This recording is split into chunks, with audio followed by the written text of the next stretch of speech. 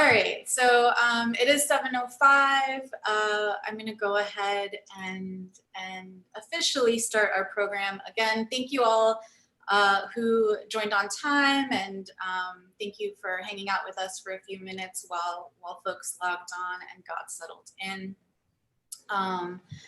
My name is Monica Pena, and I lead public programs at Locust Projects like Wavemaker Grants and our new series CARE, and many of our exhibition programs like tonight's virtual Roundtable.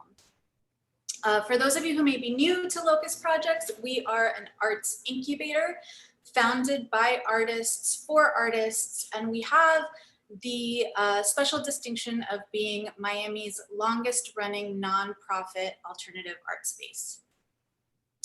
As we were talking about before we went live, I know many of us are feeling very zoomed out these days, but one of the great gifts of this platform is being able to gather from all over the country and even the world to think, to listen, and to talk about new art and ideas. So thank you to those of you who've joined us tonight. Thank you for participating in this conversation with us. Although we can't see you all, we can feel your presence, and we look forward to reading your thoughts in the chat window. Feel free to drop, Leah, reading your thoughts in the chat window. Feel free to drop your thoughts in the chat window anytime. And there's also a Q&A box at the bottom of your Zoom window, which you're welcome to use to drop any questions. And we'll try to get to as many of those as we can at the end. All right, so it's my pleasure to introduce Philadelphia-based artist Louis Colburn, whose installation, A Fountain for a Dark Future, is on view in the project room at Locust Projects. If you are in Miami and haven't had a chance to see it yet, please do come check it out. The Fountain is a larger-than-life recreation of Umberto Boccioni's iconic sculpture, Unique Forms of Continuity in Space from 1913. And it alludes to disruptive events on the human horizon, like sea level rise, which we're very familiar with here in Miami, automation, and the rise of authoritarianism. I won't give too much more away, as Louis will be telling you more about the show and sharing images in just a moment. Joining us from Orlando is Leah Sandler, whose Center for Post-Capitalist History is a fictitious museum existing through para-fictional interventions that flesh out imagined post-capitalist institutions, rituals, histories, manifestos, and landscapes. Leah, I'm sure I've told you before, but I'm fascinated by that description alone and by how you think, and I'm really looking forward to hearing more from your truly brilliant mind during our conversation tonight. And many of you probably already know local artist Misael Soto, who will be guiding and grounding tonight's conversation in our local context here in Miami. While Misael has created many compelling projects, perhaps among the best known and of particular relevance tonight is the Department of Reflection, a post-governmental agency in collaboration with the city of Miami Beach that serves as a foil or reflection of municipal entities while producing creative moments of exchange with residents. So I know these three have a lot to talk about. I'm gonna go ahead and turn things over to them. Again, thank you all for making the time to be with us here tonight. I think you're in for a very compelling conversation. And again, we do welcome your thoughts, your commentary, your conversation in the chat window or the Q&A box, and we will try to get to as many of your questions as we can at the end of the program. So without further ado, Louis, are you ready to tell us a little more about A Fountain for a Dark Future? Yes, absolutely. Yeah, and thank you, Monica, for that thorough and thoughtful introduction. Thank you, everyone, for joining us, and thank you in particular to Leah and Misael for agreeing to be part of this roundtable. Because I'm really excited to talk to both of you. And I, what I want to do is sort of start by just presenting some images of the work so that folks who may not have actually seen it in the space know a little bit more about it. I'm going to go ahead and share my screen to do that. Um, and I think that will be like a good way to start things off in terms of the conversation. And then I'll pass it off to Leah and Misael to kind of give a little bit more context about some of their projects, because one of the reasons I was really excited to talk to both of these folks is that we're all sort of approaching in some way or another a similar set of ideas and problems that are, I mean, writ large facing humanity right now, but from very different lenses and through very different sort of processes and media. And so I think that that's a really exciting thing. I always tell my students when I'm teaching that, like, I love when I can see an artist approaching a particular idea from kind of multiple angles and processes. And so I'm excited to talk to both of you. So this piece, as Monica alluded to, is called A Fountain for a Dark Future. And to be clear, I wrote the proposal for this work in 2019.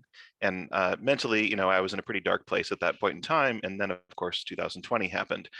So, it was accepted by Locust at the end of 2019. And then it feels like many of the ideas behind the work have really kind of accelerated and become much more manifest since I wrote the proposal, basically. But as Monica alluded to, the work consists of this much larger than life replica of Umberto Boccioni's Unique Forms of Continuity in Space.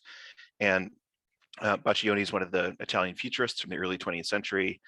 And I've one of the things I look for in projects I might sort of take interest in is artifacts or even sculptures from the past that kind of embody a lot of complex and or contested narratives, right? So this piece is, it gets talked about in every history of modern art course, right? It's iconic. It's been on Italian currency, but um, it often gets elided that the futurists were um, had some pretty troubling ideas, right? They were sort of celebrating war as this sort of cleansing force, right? If you look at their manifesto, they were, violently misogynist, right? So these things get kind of elided when we look at the artwork just by itself.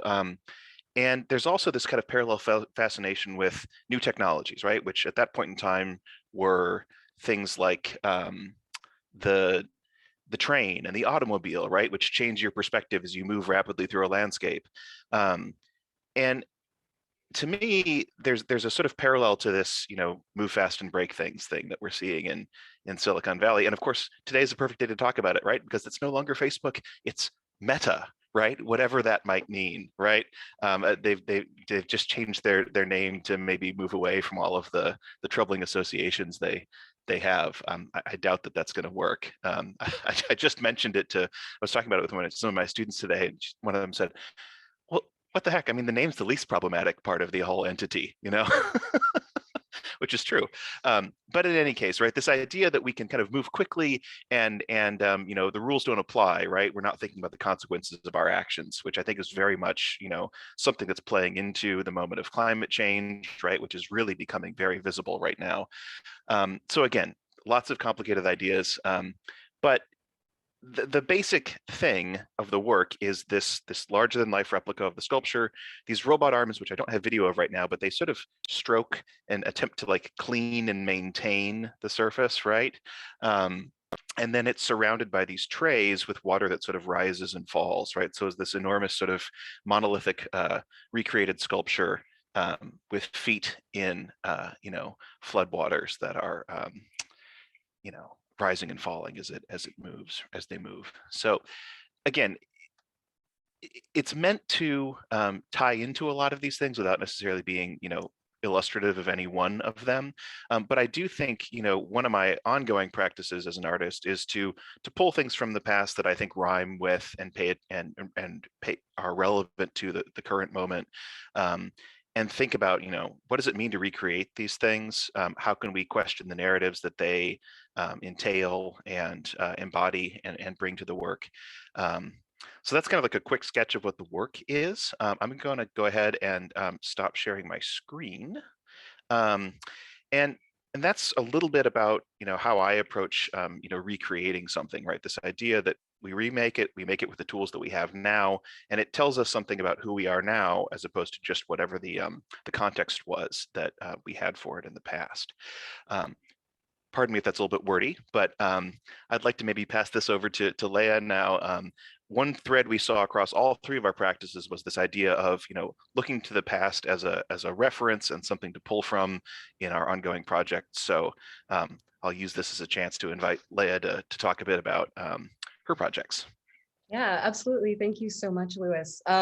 So something just to bounce off on the idea of recreating or re-envisioning the past and how that can kind of lend to, I guess, an intentional construction of the present and the future, which are very big ideas, but that's kind of, I digest them and chew them up through the Center for Post-Capitalist History.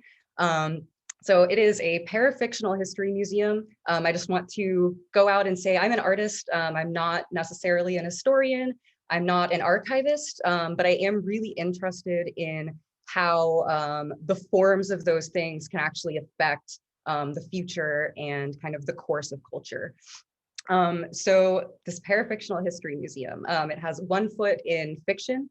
So it has fictive elements, written elements, things that I make up, manifestos that I write, but it also kind of has one foot in reality and tries to ground itself in a lot of the contemporary issues that we're kind of facing.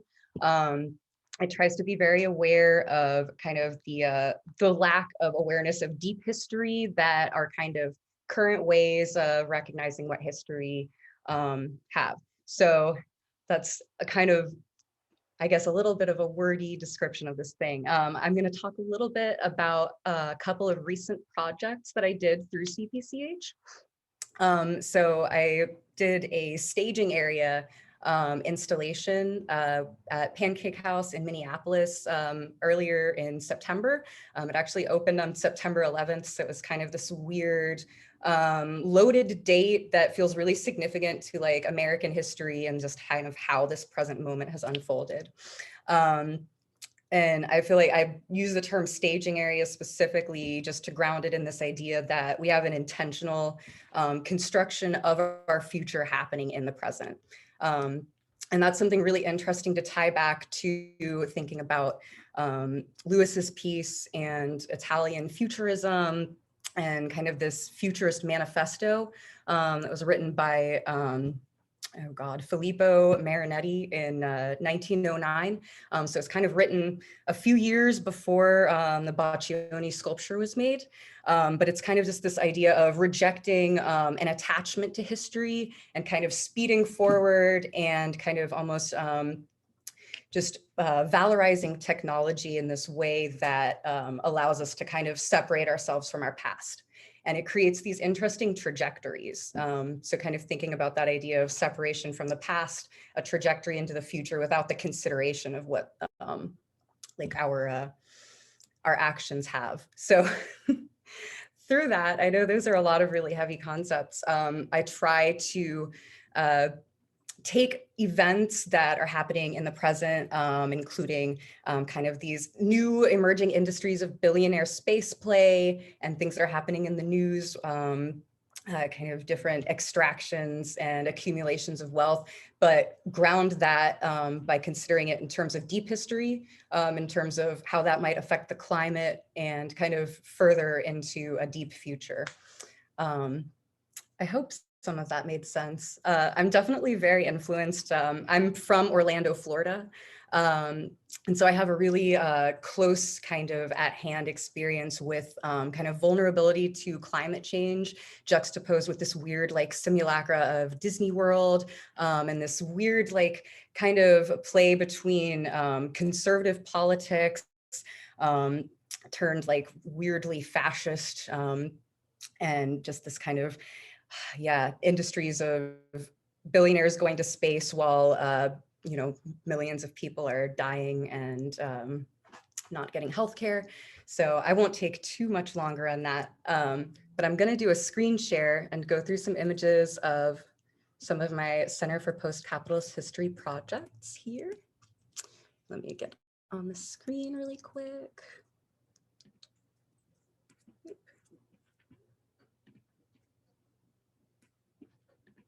Sorry, I'm a little bit slow. See, I'm not going fast and breaking things. I'm moving very, very slowly intentionally.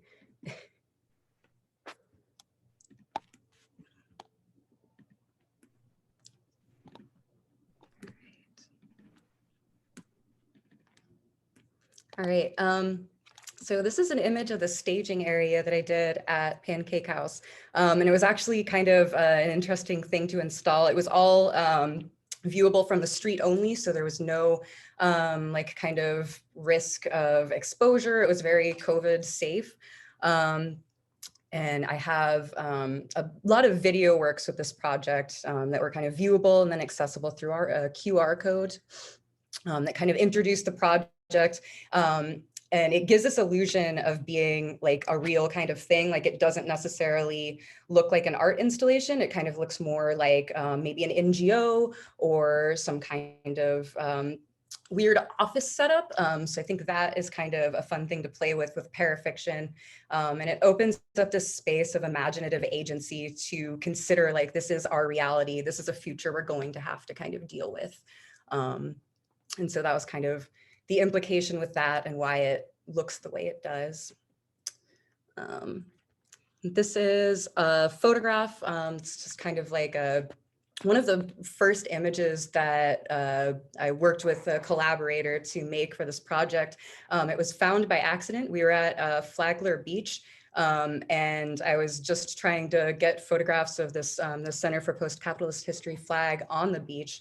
And we ran into this horrifying sea turtle remains that had been obviously, like it was already marked with this orange spray paint. So somebody had seen it, taken note of it, and it was left. And it was just kind of this like really disturbing thing to come upon that I felt like it really jarred me with the parafiction part of it, because I was going out to the beach to kind of create these fictional images to make people kind of buy into this world. And then it was just there, it was right there. And it was really, really jarring.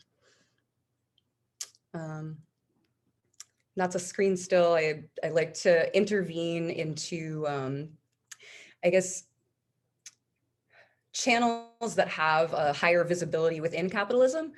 So a lot of the time, sometimes my work's in galleries, more of the time it's on the internet.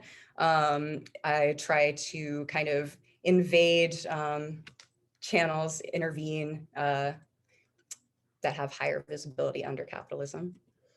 It's a video clip. And this is another project. I'll wrap up with my little introduction after this one. But I recently published a book with the Borough Press out of Orlando, Florida. And it is another kind of world building element of parafiction. So it's a field guide to embodied archiving, which is kind of the fictional method that the Center for Post-Capitalist History uses to connect human beings as bodies to our lived history and kind of connect us with our environments and just recontextualize things. And that's kind of just an image from the book, which is available now if you would like to order it from Borough. And this is just another screen still from I have like, it's a hypertext game that's kind of just like a virtual portal into the world of CPCH. And that is a screen still from that. And I'm going to end my screen share. All right. So I guess all of that, I got a little bit tangential there, but that's an introduction to kind of how I'm thinking about history, deep history, historiography, so how history is written and considered, and then how that plays into our current lived reality of climate change and asymmetrical wealth and extraction. So yeah.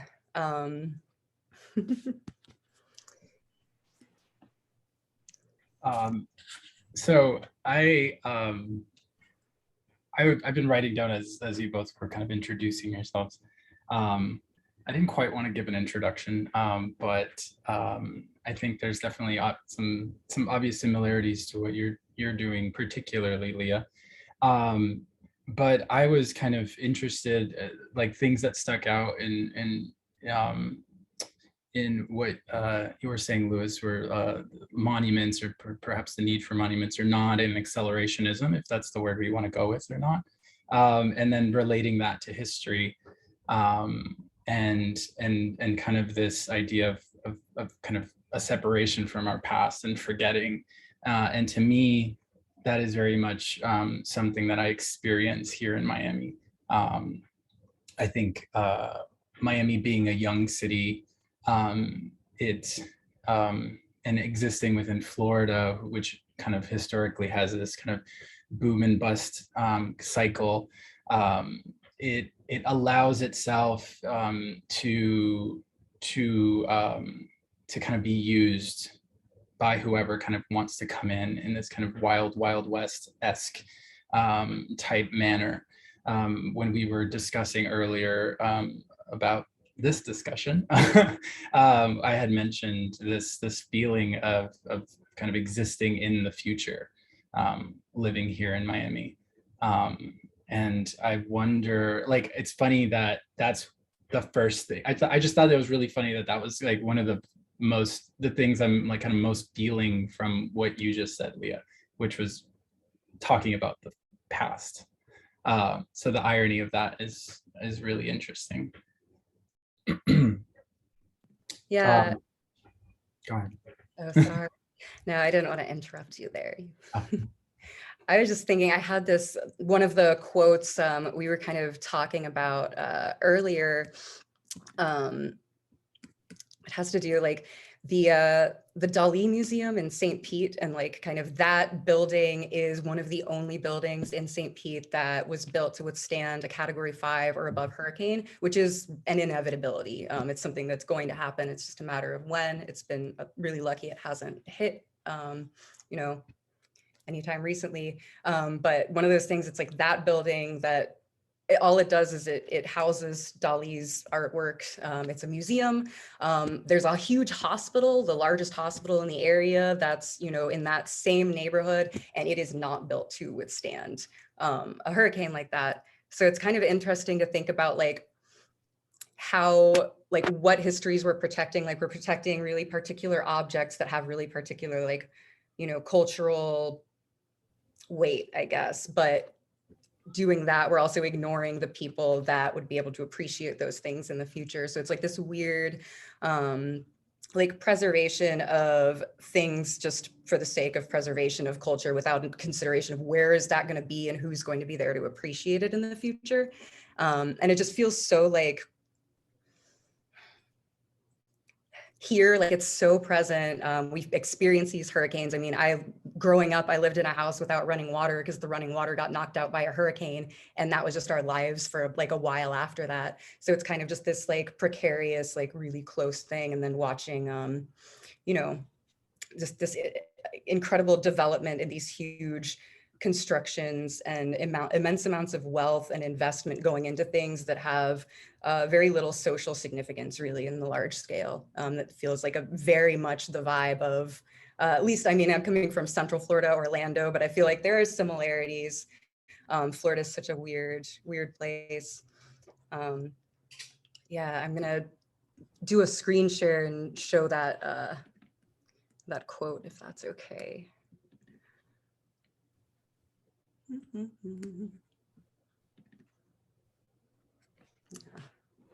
So there are a few hurricane-proof buildings in the Bay Area. One is a gallery, the Salvador Dali Museum in downtown St. Petersburg, with 18-inch thick concrete walls and pressured glass supported by steel frames that could withstand anything the aforementioned storms could dish out.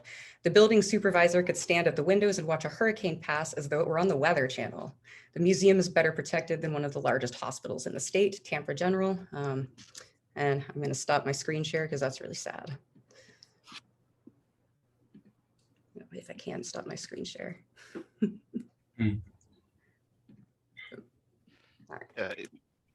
if I could, I mean, just to kind of hop in on that a little bit, I think, one of the things that I wanted to be sensitive to in sort of writing this proposal as someone who's not living in Miami, right? I had been to Miami briefly once before, was that, I mean, obviously this is not my experience in terms of living with everyday rising waters and things like that, like we might see in, particularly in Miami Beach these days. But I was sort of fascinated by the technological interventions that are being put forward to try to mitigate this stuff, in the sense that, enormous pumps are being installed to move water, right? But, no matter what we as humans do, there's like the scale of the problem is so far beyond, technological mitigations. And, even the Dali Museum, it seems like we can only foresee so much about what might actually happen, right? And another thing, so I'm saying, I'm coming from the outside. I mean, my home in Philadelphia didn't feel threatened by these things at that point in time. But if you'll also indulge me briefly in a couple of images, as I was down in Miami installing this work, lo and behold, Hurricane Ida comes through, takes this track from the Gulf Coast across virtually all of the eastern segment of the United States. And then Philadelphia, the crosstown expressway goes from a 6-lane highway to a canal, right, over the course of an evening, right? So there are these images of people, in inner tubes, like playing in the center of the city, right? I mean, of course, there was a lot of, flooding of actual, people's homes and things like this in areas like Manayunk and things like that. But, it was this odd moment where I sort of said, well, I'm alluding to this problem that feels abstract, and then as I am creating a work that deals with it, it strikes the place where I live, right? But the other thing about it is that I think, the interesting, not the interesting thing, but the thing to keep in mind is how sort of unevenly distributed these things are going to be, right? Because, for all a great deal of Philadelphia was profoundly affected, I was reading the news in Miami as I was sitting in the project room next to my piece and texting my wife and said, are you all right? Did anything happen? And she said, I hadn't looked at the news yet. I just went to work, like nothing, so that, like, this side of the town of Philadelphia was completely unaffected by these, enormous, enormously disruptive effects of climate change. Yeah, and I'm interested in particularly maybe each of us kind of talking about this kind of the massive scale of what we're dealing with, and how we perhaps we don't end in futility, or we don't just give up. We're still artists, and speaking to perhaps then how we see art kind of contributing. I mean, perhaps I'll go first. Just because I think particularly the pumps that you were discussing are material for me here in Miami.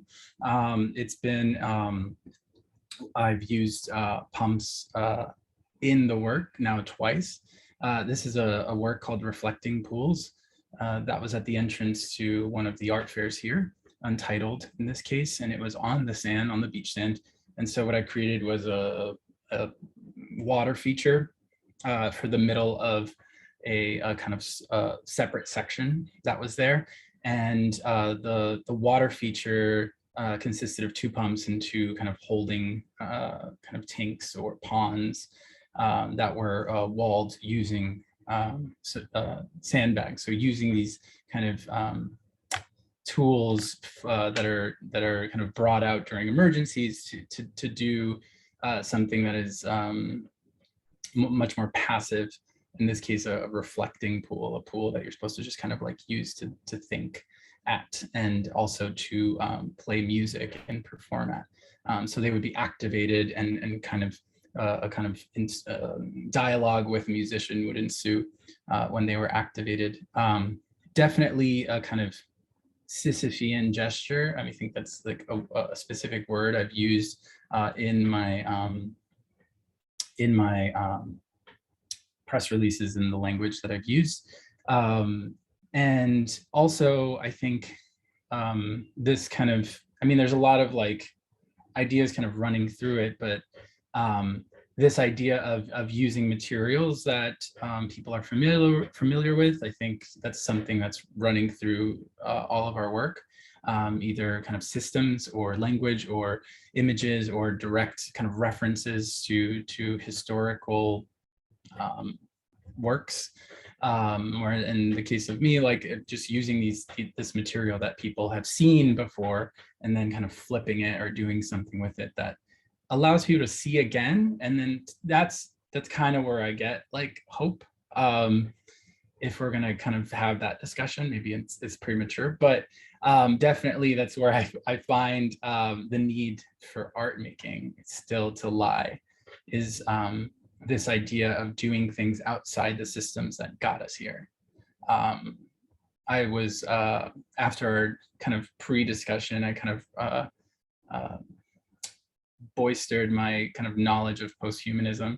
And it's definitely this idea, kind of like foundational kind of basic idea, in that humans, or like this idea of a human is a very Western idea, and it's hierarchical, and it's only got us so far. And so I think that's something, whether or not we're like well-versed in post-humanism or like kind of like can talk about it, I think that's like something that we're interested in, is like this idea of like thinking outside of like what humans have done, because humans are like, think of themselves as on the earth, as like on top of everyone else, or you know what I mean? And I think thinking and using ubiquitous materials in a new way is a way to kind of break out of that. Yeah, I think absolutely, like the idea of maybe like, and to bring it back to the conversation of kind of futurism and like this like technocratic, like technology obsessed society with the illusion of progress, the idea of like kind of collaborating with other than human species in order to kind of deal with some of the problems at hand that these species have dealt with for millennia. So something I've been really interested in recently, that I've been kind of dabbling in for the Center for Post-Capitalist History, one of the branches, the Institute for Experimental Inscription. I'm trying to brew kombucha and then use the scobies to create leathers. So they're like a renewable, this constantly producing material that feels not wasteful. It's biodegradable. And it's very interesting because instead of it being, you know, a use of technology, it's creating an environment in which life grows. And then by doing that, this life produces material that I can use in my artwork, that I can use to create things with, I can customize, I can inscribe on, it can be, you know, it can do a lot of the things that people also use extractive kind of tools to do. So something that I, you know, have really been interested in reading about is bioremediation. So using yeasts and funguses, not using them, collaborating with them. That's a weird language thing, I think, that I also need to think about. But collaborating with other species to create environments that might be more hospitable to life in general, rather than just in the short term, you know, extracting, creating tools in order to make a quick profit, and then living fast, and then this generation, you know, leaving the next with the mess. So I think it's kind of interesting to think about, like, these species seem to have memories of cycles of life that are longer term than ours. And we are a little bit short-sighted maybe by our ability to be so self-aware of ourselves. So maybe instead of being caught up in history as a written narrative, it's like, what is the geological span of time that we're actually dealing with when we're creating changes in our environment? So it's like thinking about the Anthropocene. I mean, I think that word is a little bit messed up. I think the capital Ocene is probably more accurate. There's a lot of asymmetries in who's doing the extraction and who's facing it. But yeah, I think thinking about like our little tag of the post-human as kind of maybe this hopeful way of thinking about futures, I guess, I think that's really generative and interesting and exciting. Yeah, and I mean, if I can build off that a little bit, I mean, I think in some ways, like we're in an early moment where, like, the sort of human time scale of, say, a human lifetime is able to visibly observe events that are really occurring on like a geologic time scale, right? Things that we have done are producing effects on the scale of the planet that we see right now, right? And I mean, again, even in just the last couple of years, seeing these things covered has really kind of opened my eyes to a lot of that further. One point that I thought of when you're mentioning the sort of bioremediation, to me, that stuff is really fascinating, right? This idea of like pulling from things that already exist in the world to do these remediations in a way that's less sort of like technologically utopian, right? This idea that like we can sort of invent ourselves out of a problem, right? As opposed to like looking deeply at where we are right now. I think there's a big project.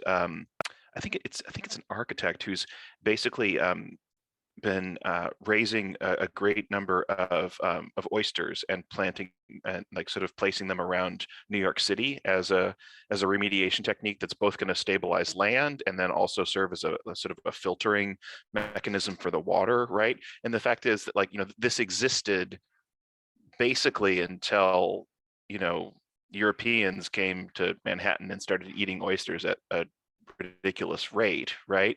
I mean, the city is still built in places on fill of oyster shells, right? And it's only now that we start saying, well, boy, maybe we should think about returning to those those methods of and systems that already existed. But I mean, I know there are actually water filtration systems that have been in existence. Like oysters are used instead of mechanical like tests to see if the water is toxic or not, because they'll close. It's just more efficient that way. And I think there's a lot of things that might end up being like that if we are able to somehow. I think there's an interesting with I guess, I don't want to sound like I'm dissing science, but I think there's a worship of science in the abstract, which doesn't consider that it's a series, it's a process of learning about the world rather than a holy grail of correctness. And it's something that in its, in itself, it can, within that process, solve a lot of, problems we've had historically. But I think, yeah, it's kind of technology does not equal progress, does not equal future equals automatically better kind of thing, I guess. Like it doesn't, that was another thing that we've kind of been talking about in preparation for this conversation is like the notion of progress as this kind of a recognition of how time moves within modernity specifically versus cyclical time, which is something that's been around for a lot longer and is expressed in many, many cultures. But yeah, I don't know. I'm going off on a tangent. I would completely agree with you in terms of, I mean, science being suspect. I think art is always suspect. I think anything that humans kind of come up with alone, especially if it's just one author, or especially if it's like backed by a certain money. Yeah, it's like who's funding it? Yeah. What's the end goal of it? Like, is this technology going to be used to improve many people's lives or to, make profit for one person? Yeah. I mean, we're seeing it again with the pandemic. I mean, we're like, most people are just going to the kind of gods that they know and expecting a different result. Like, we're still kind of looking to celebrities and corporations and politicians. And I think science can be lumped into that, like why would Pfizer act any differently than it did before the pandemic? Yeah. So I think it's just understanding that the systems that are in place are like, we have to kind of move past, we have to move beyond them. Yeah, and not like automatically trust something that has been presented to us as something that has been a savior and made so many, like we've had so many incredible improvements, but I think there also needs to be like a criticality, and it's like, okay, where is the funding going towards? Like, why are all of these scientific minds working on projects that are only going to just benefit a few rather than trying to I mean, something else we were talking about, like we have the logistics available to really solve so many just basic human problems, but we're not doing that because of these weird bureaucratic holdups and the fact that it wouldn't necessarily be profitable. So I guess that's just, and it sucks. I mean, but to me, that's where poetry comes in. That's where art comes in. I mean, it doesn't have to, and it shouldn't kind of hold itself to those masters. It can interrogate them. It does, but it doesn't even have to talk to them at all. I mean, I think, this makes me feel like I want to hop in with the quote that you pulled out, Misael, from the post-future manifesto of post-futurism, right? So when we were planning this conversation, Leah recommended a book called After the Future, which is a really kind of fascinating text. Franco Berardi, am I wrong? Okay. What? Bifo. Bifo, right? But the one at the end of the book, there's sort of like there's his manifesto that sort of is the inverse of the futurists' manifesto, right? So if at the start I'm talking about the futurist manifesto that exalts, war and destruction and all these things, there's a really lovely line there.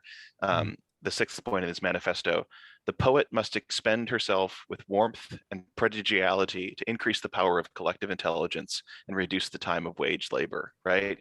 And I think that's like a really lovely way to kind of tie these things together. And again, I mean, I know that I'm certainly not an economist or a political scientist, right? I mean, I'm coming to this from my own sort of very limited, haphazard interest in research, but I think that's a way that we could kind of tie these things together in a certain sense. Yeah, absolutely. And I don't know, artists, like, we have a very interesting relationship with creating objects that can create desire and can create alternate views of reality and can kind of, I guess, rearrange the distribution of the sensible for folks in a way that maybe other disciplines don't have the freedom to do. And I guess in a moment where we have this kind of cultural problem of not being able to move past this like headlock of capitalist realism, I guess, being able to kind of be aware of that at least, and maybe at least point to it, make it more visible in a way that maybe breaks the dream work up, if I'm going to reference Mark Fisher, but just kind of making it visible. And so I think that's something interesting that I think all three of us are doing a little bit. Like, we're not creating idealized versions of the world necessarily. We're being reflective on the world that exists in a way that might create visibility that could help people actually affect change and be aware enough of what's going on to, push for other ways or something, maybe, I hope. Yeah, no, I think all the work is a little messy in the ways that are good, I think. I'm interested if either of you have ever dealt with the messiness becoming antagonistic towards someone, or if like people have had issues with that kind of messiness. Because I feel like it's increasingly, even especially in the last like 2 years and with Trumpism and whatnot, like so much of this kind of like you're either with us or you're against us mentality is creeping into everywhere. And it's increasingly more difficult to make messy art when ironically it's most necessary. Yeah, I think there's I don't know, I mean, coming from somebody in like leftist circles, a lot of the time it's hard to be in a place of ambiguity when everything is like, oh, this should be, forwarding a really particular cause or doing something really specific. But that I think playing in that ambiguity is like, for me, that's really important. Yeah, and I think it's also like, I mean, one of the things I think a lot about with that sort of ambiguity is like basically just sort of getting the work misread in a particular way that like, so I mean, a lot of works, not this one in particular, but I've been doing things that are dealing with monuments that have come down, right? And a lot of the questions come up, well, is this celebrating the thing, or is it questioning the narrative that it supports? And of course, I mean, my sympathies are very much on like, this is supposed to question this is supposed to quite literally explode the thing, but it is still the labor of recreating something that was problematic in its original form, right? And I don't have a hard and fast answer to that necessarily. I mean, because I mean, my personal approach is that I hope that by taking the thing apart and recreating it, it creates a space for dialogue and for questioning and perhaps even hope. But at the same time, you could, an uncharitable or superficial read could say, no, this valorizes the thing that you're trying to pick apart. And I mean, I think that that's a risk we have to run as artists, right? Because otherwise we end up sort of limited to placards in a certain sense. But I mean, you're right. It's difficult, but at the same time, I'm not really willing to say like, it should be otherwise necessarily. I think we need to be sort of pushing ourselves to think about how we're engaging with these ideas.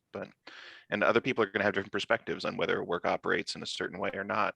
So yeah. I'd say one way is to kind of deal with that is framing. I mean, your work is in a very particular context, and I think also the language that is kind of around it is something. I think also the fact that you're a white man is something that has to do with the work and the way it's functioning in the world. I mean, absolutely. Yeah. And to me, that's why like I create frames, and like I think me and Leah both work with these para-fictions that allow for a lot that doesn't exist in the or IRL, Yeah, absolutely. Yeah, and I think your point about like identity and like, I am a white guy making like a monument that came down that was quite problematic when it was initially installed. I hope that I'm working to subvert those narratives, but people could read that, I meant to say, who best than you to interrogate that and to take it apart and to work at it. I mean, yeah, and I think that's I appreciate it, and I think that's definitely like that's a thing that I'm like well positioned to do, and I'm consciously trying to do. But I'm also saying like, like anybody's work, it could get read another way, and I don't want it to be, but it's a possibility, That's part of the risk that you take, and that's part of the conversations that need to have. And so to me, that's also shows the necessary nature of the work. Yeah. I mean, I don't think it's the role of art or fiction necessarily at all times to paint an ideal world. And if it's attempting to do so, usually that ends up being fascist somehow. So it's, I think, really important to like be aware of what's actually like, what is it we're doing? Being critical. Like I've always I have a place in my heart for institutional critique and the conceptual movement as well, just for those kind of the self-awareness in that. And yeah. I mean, I think, and I definitely like in undergrad, I studied Russian, and I actually read a lot of like Soviet art theory, which is a really bizarre thing to read about, but it is a very much like the sort of instrumentalist evaluation of the thing, and again, I think your point about it moving towards something very other than what the start of the Russian Revolution is about, but that idea that like every artwork has to be read along a certain set of ideological valences is it can go in a lot of different ways, and some of them are pretty troubling. Yeah, and I mean, I'd say also like that the kind of narrow-minded kind of nature of like an identity politic or is tied to a neoliberal capitalist mentality in part. I mean, looking for immediate kind of gratification based on systems that exist in the moment. I don't know. Maybe that's an unpopular opinion, but no. I would say that they're kind of somewhat related, necessary. Not to say we don't yet exist beyond these systems.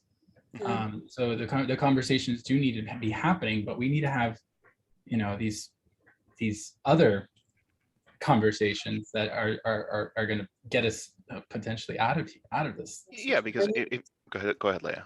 I was going to say, so much of those conversations end up really becoming weird steam valves that further perpetuate the oppressive system itself. So, I mean, if people start talking, I remember a couple of years ago being at like a Forever 21 and seeing a shirt that said like feminist AF, and it has a little tag, and it's like made in some country that doesn't have labor regulations. It's probably using teeny tiny women to sew it or something. Like it's really gross. And it's like, obviously these are really important ideas, but then when it gets subsumed into that kind of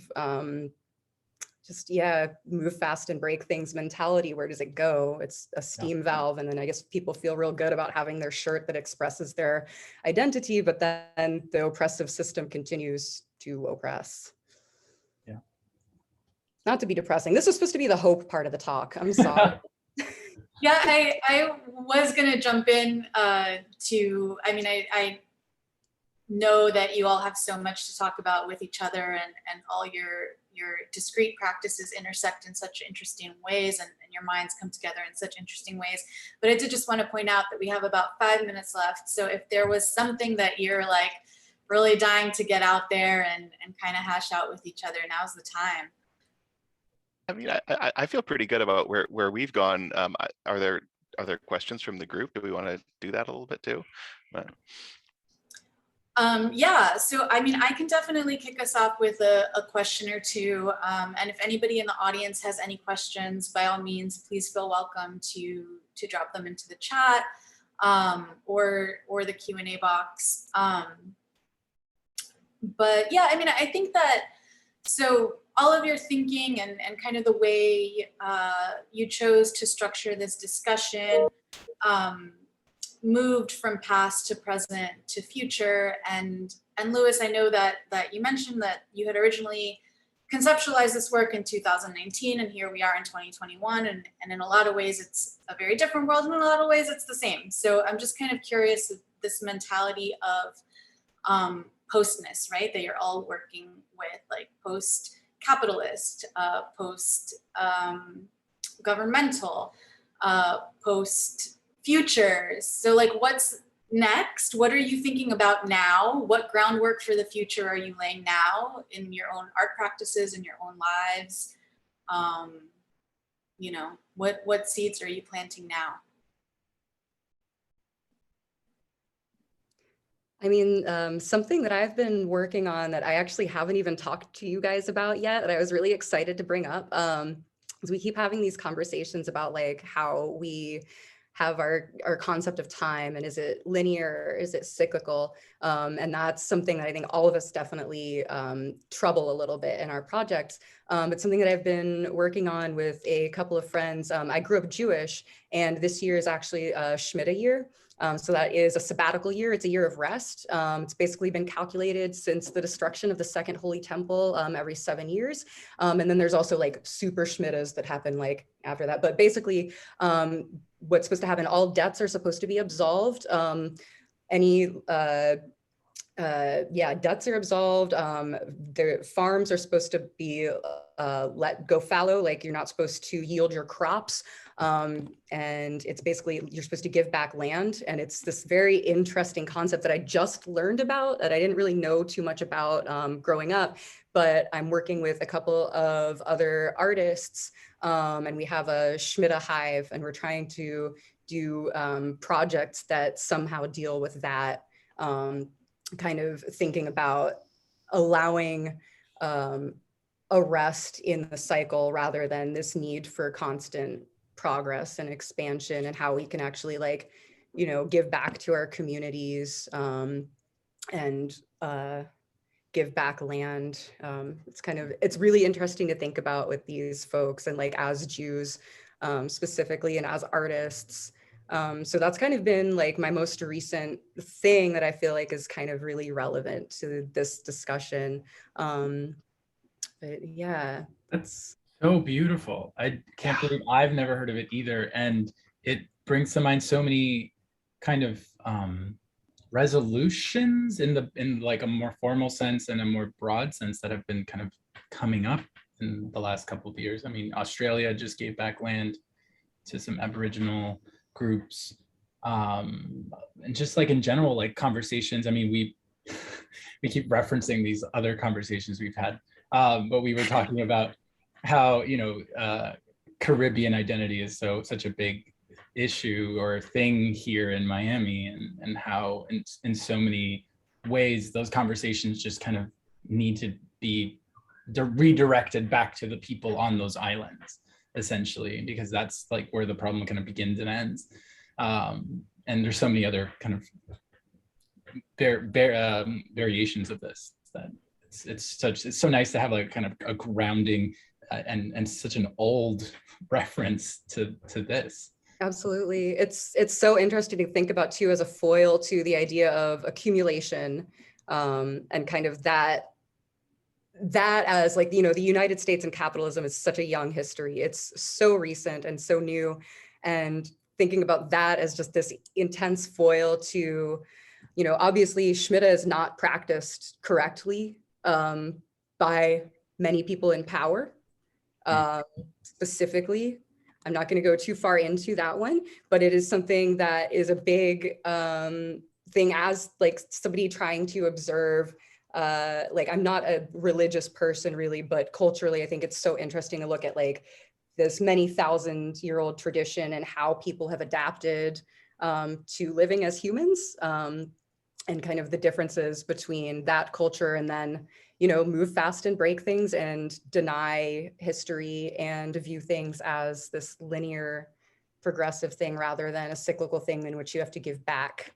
Yeah. I think that idea of like resetting relationships. I mean, I'll admit right now, I don't have like there are things that I'm working on in the studio, but they're sort of like slow and kind of incremental and not really like, I'm still recovering from the mentally, I think, from, you know, putting this thing out in the world. But when you mentioned this idea of Schmidt and like the idea of Jubilee, right? Like that debts would be canceled every so many years. And I did go to like, you know, the David Graeber book, you know, like debt the first 5,000 years. And I think high on my next to get to, maybe when it's not in hardcover, is a new posthumously published book, because he passed away not long ago. But this looks really fascinating because it's looking at the way that contact with Indigenous Americans really disrupted a lot of European frames of reference, and in some ways kind of hypercharged to kind of authoritarian capitalism, because there was suddenly this other way of viewing the world that was much more communal and not necessarily extractive and capable of sustaining itself over a long period of time. So I'm really excited to dig into that, you know, and I guess I'm also going on sabbatical next term anyway. So Yeah, it's so funny like how that language has kind of mutated and turned into what it was. Because I was like, sabbatical, yeah, you know, teachers get the year off, it's cool. But yeah. And I do love what you're saying, Lewis. Even though I feel like you said it in a bit of a self-critical way, that you're working on things slowly and incrementally, and I think that art can and maybe should often be that, right? A space where we have time to work slowly and to think and to reflect and to take our time and to experiment and, you know, see what works and what doesn't. And in a way, it can be a really powerful antithesis to the hyperspeed and destructiveness of capitalism. And on that note, you know, I mean, I know that we're trying to end with hope and not doom and gloom and futility, but I just keep looking at Misael's background, and I live on Miami Beach, so I'm kind of like, what's the point? We're all going to be underwater anyway. Like, why are we making? Why are we thinking? What are we doing?